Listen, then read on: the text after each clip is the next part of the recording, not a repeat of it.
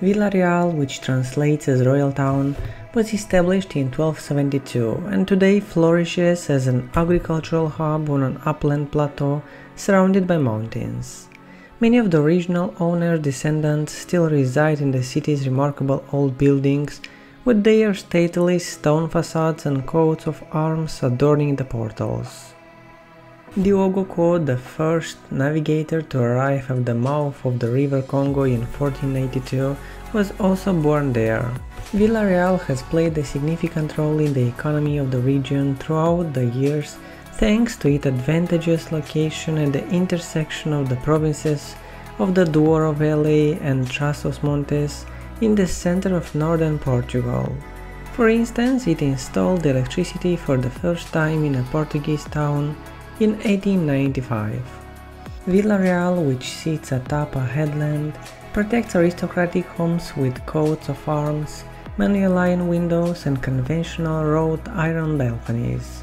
It is a historic city that is surrounded by the Alvo and Mauro mountains to the west, the Serra de Montemuro to the south, and the confluence of the rivers Corgo and Cabril. It is an inland city with a waterfront boulevard that spans the river Corgo's deep canyon. Running the length of the city, Avenida Carvalho Araujo is surrounded by historic cobblestone streets and ends at the town hall building from the late 19th century. The Gothic Cathedral is located farther on, while the tourist office is located in a 16th century home with manual iron windows across the street. You'll reach Vila Real's liveliest and most characteristic area as you continue walking between Avenida Carvalho Araujo and the Seafront Avenue, via majestic homes and commerce lanes. Here you can find the Clerigo's Church, a masterwork by Italian architect Niccolao Nasoni, and the Misericordia Church. Take a moment to study the granite-framed windows and iron railing-adorned balconies that represent authentic Portuguese civic architecture.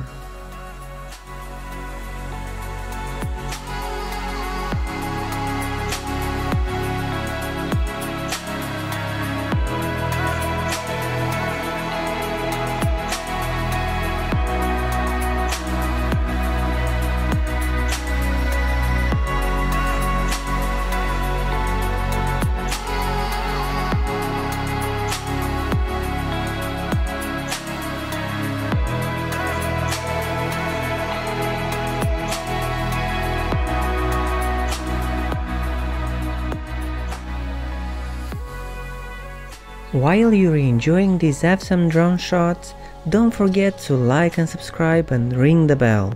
We are posting videos like this twice a week and we would hate for you to miss it.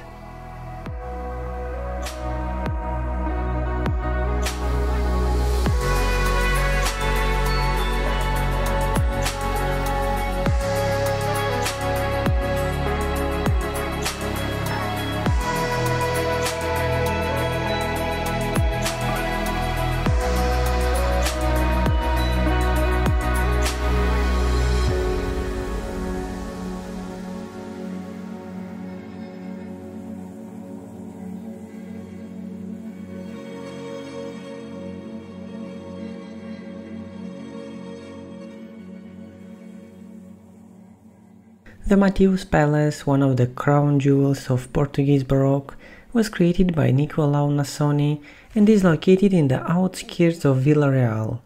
With its intricately carved wooden ceilings, furniture, paintings and artifacts from many eras, including a magnificent edition of Os Lusitanos, this palace is a must-see. It is a thriving cultural center that hosts exhibitions, lectures, courses and festivals.